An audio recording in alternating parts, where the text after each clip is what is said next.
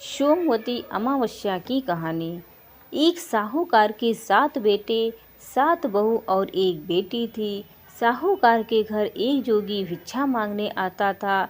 जोगी को साहूकार की बहू भिक्षा देती थी तो वह ले लेता था, लेकिन जब बेटी देती थी तब वह भिक्षा नहीं लेता और कहता कि बेटी सुहागन तो है, पर इसके भाग में दुहाग लिखा है। यह बात सुनकर बेटी को चिंता होने लगी और उसका शरीर कमज़ोर होने लगा। उसकी माँ ने पूछा कि बेटी इन दिनों इतनी कमज़ोर दिखाई देती हो। तब उसने बताया कि एक जोगी भिक्षा मांगने आता है जो कहता है कि बेटी है तो सुहागन, लेकिन इसके नसीब में दुहाग लिखा है। यह बात सुनकर उसकी माँ ने कहा कि कल मैं सुनूंगी। अगले दिन जब जोगी भिक्षा लेने आया तो उसकी माँ छुपकर बैठ गई। जब बेटी भिक्षा देने लगी तो जोगी ने वही बात फिर से बोली। इतनी बात सुनकर उसकी माँ बाहर निकलकर आ गई और बोली, एक तो हम तुम्हें भिक्षा देते हैं और तू ऊपर से हमें गाली देता है। तब जोगी बोला कि मैं गाली नहीं देता, जो सच है वही बोलता हूँ, जो इसके भाग में लिखा है वही कहता हूँ। माँ ने जोगी से कहा कि तुम्हें यह कैसे पता कि इसके भाग में दुहाग लिखा है, तो यह भी बता दो कि यह कैसे दूर होगा। तब जोगी बोला कि 7 समुंदर पार एक सोना धोबन रहती है जो सोमवती अमावस्या का व्रत करती है। अगर वह आकर अपना फल दे दे तो इसका निवारण हो सकता है, नहीं तो विवाह होते ही इसके पति को सांप डस लेगा। यह बात सुनकर माँ बहुत रोने लगी और सोना धोबन की तलाश में निकल पड़ी। चलते चलते रास्ते में तेज धूप पड़ने लगी तो साहूकारनी एक पीपल के पेड़ के नीचे बैठ गई। उस पीपल के पेड़ में एक गरुड़ पक्षी का घोंसला था, जिसमें गरुड़ का छोटा बच्चा था। साहूकारनी को घोंसले के पास एक सर्प दिखाई दिया, तो उसने उस गरुड़ के बच्चे को बचाने के लिए उस सांप को मारकर ढाल के नीचे रख दिया। जब गरुड़ और पंखनी आए तो घोंसले के पास खून देखकर क्रोधित हो उठे और साहूकारनी को चोंच मारने लगे। तब साहूकारनी बोली कि मैंने तो तुम्हारे बच्चे की जान बचाई है। यह सर्प तुम्हारे बच्चे को डसने वाला था तो मैंने इसे मारकर गिरा दिया। गरुड़ ने सर्प की ओर देखकर कहा, तुमने हमारे बच्चे की जान बचाई है, अब तुम्हें जो मांगना है मांगो। तब साहूकारनी बोली, मुझे 7 समुंदर पार सोना धोबन के घर छोड़कर आओ। गरुड़ ने साहूकारनी को अपनी पीठ पर बैठाकर 7 समुंदर पार सोना धोबन के घर छोड़ आया। वहां जाकर साहूकारनी ने सोचा कि सोना धोबन को कैसे राजी किया जाए। सोना धोबन के 7 बेटे बहू थे। उनकी 7 बहुएं काम को लेकर रोज लड़ाई करती थी और काम भी नहीं करती थी। रात को जब सब सो जाते तो साहूकारनी सोना धोबन के घर जाती और घर का सारा काम करती। गायों को नहलाती, घर की सफाई करती, रसोई का काम करती, चौका बर्तन आदि करती, आटा पीसती, कपड़े धोती, पानी भरती और दिन होने से पहले चली जाती।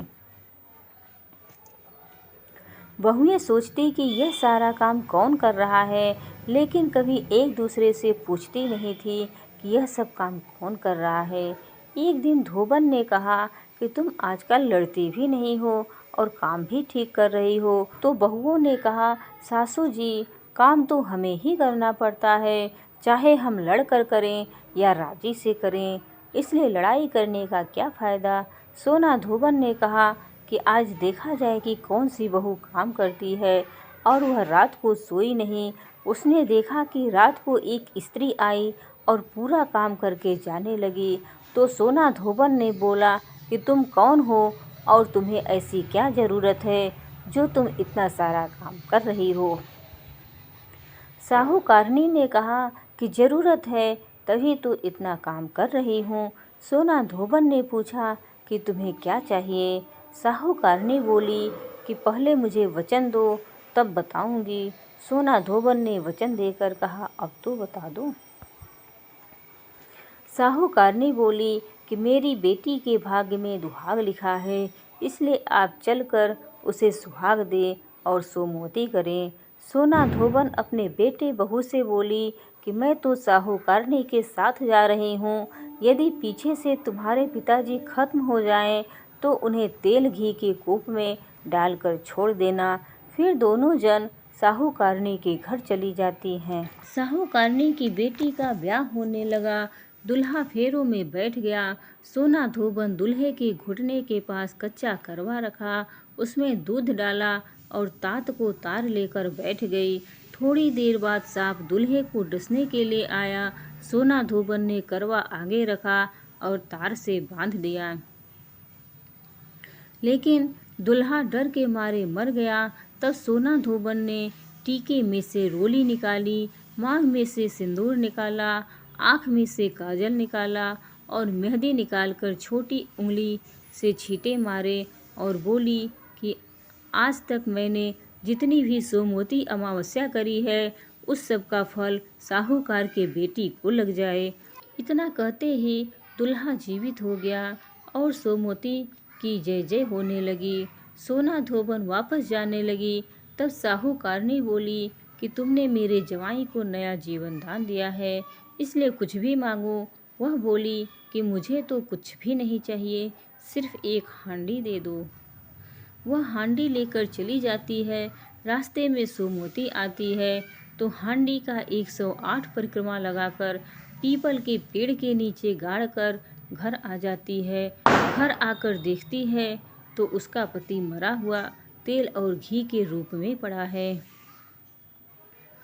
तब वह टीका में से रोली निकाली, मांग में से सिंदूर निकाला, आँख में से काजल निकाली, नुबा में से मेहंदी निकालकर चिटली उंगली से छींटे मारे और बोली, मैंने जो रास्ते में सोमवती की है उसका फल मेरे पति को लगे। इतना कहते ही उसका पति उठकर बैठ गया। घर का ज्योतिषी आया और बोला कि जजमान, सोमवती अमावस्या को मेरा क्या है तो दक्षिणा दे दे। सोना धोबन बोली कि मुझे तो सोमवती रास्ते में ही आई थी, तुम कुछ भी नहीं किया, जो कुछ भी किया था वह सब पीपल के नीचे ही गाड़ दिया। ज्योतिषी ब्राह्मण ने जाकर खोद कर देखा तो 108 और 13 सोने के चक्कर मिले। ज्योतिषी ब्राह्मण सबको घर ले आया और बोला कि ऐसी फेरी की है और मुझे बोल दिया कि कुछ भी नहीं किया है। सोना धोबन बोली, यह तो तुम्हारे भाग से ही हुआ है, इसलिए इसे तुम ही ले जाओ। ब्राह्मण बोला कि मेरी तो इसमें चौथी पाती है, बाकी आपका मन हो उसे दे देना।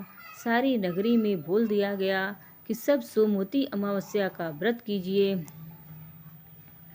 हे सोमवती अमावस्या, जैसे साहूकार की बेटी को सुहाग दिया वैसा सबको देना। सोमवती अमावस्या की कहानी कहने वाले को, सोमवती अमावस्या की कहानी सुनने वाले को, हामी भरने वाले को और अपने पूरे परिवार को देना।